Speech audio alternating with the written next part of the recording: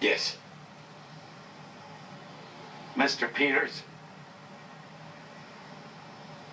did you ever see an old movie called The Third Man? Your Honor. Mr. McCoy.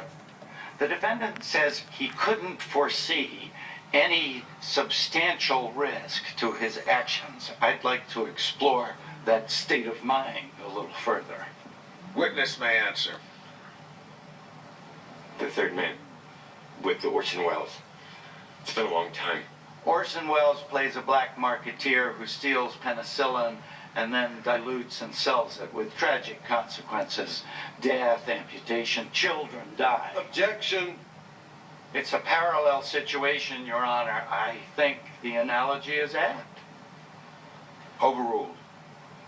There's a famous scene on a Ferris wheel.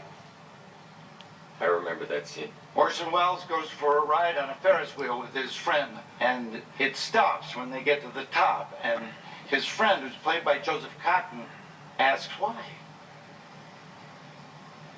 Why did you do this? Orson Welles says, for the money. Joseph Cotton is horrified. Have you no conscience?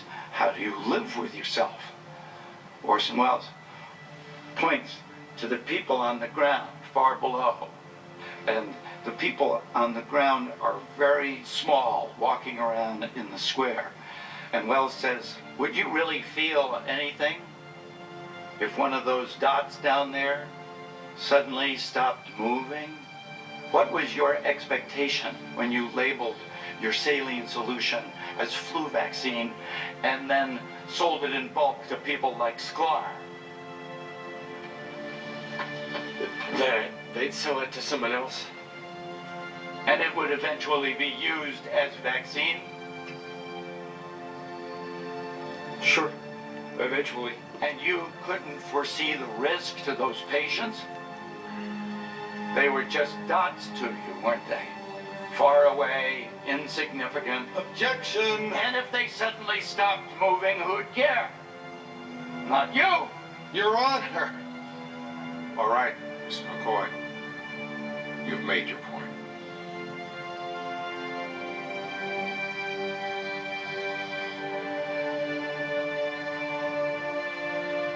Nothing further, Your Honor.